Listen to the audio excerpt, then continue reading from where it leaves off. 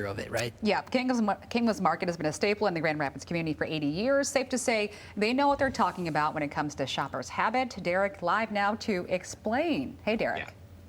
Yeah, guys, sorry about those technical difficulties. We spoke with the owner of Kingwood's Market today. His name is Alan Hartline, to better understand the difference between a couple things that we all look at but maybe don't understand. The best buy date versus that use by date. Now, Hartline explained that the best buy date comes from the manufacturer, is the date that they ensure the product's integrity and that the eating experience is still best. The sell by date, that's actually mandated by the retailer. So in this instant, we're talking about Kingwood's. Hartline said they get guidance from the USDA and the Department of Agriculture, coupled with their own standards in setting that sell-by date to, again, come up with optimal eating experience. So some people may prefer one store over another based on how far out a store is willing to extend their date, thus possibly compromising freshness. Hartline told us today they are still selling those items with fairly close sell-by dates, but the key here is it's often an item that allows the customer to extend those dates and really not notice the difference when they eventually do eat it.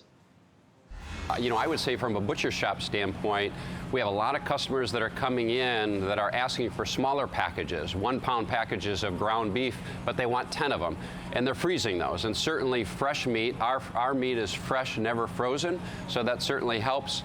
So customers are stocking up, filling up their freezers with fresh meat and pulling out as need.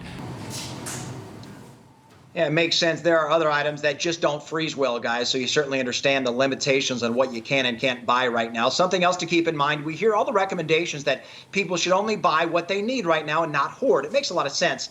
But with people trying to limit their exposure to the public, you can at least understand why some may be buying enough food that would allow them to stay inside for a week, maybe even 10 days, instead of running to the grocery store 2 or 3 times a week under normal circumstances. Because, guys, obviously we are not under normal circumstances. I don't have to tell you that. Certainly a delicate balance, and for those most vulnerable to the virus, at least it makes a lot of sense with that tough decision.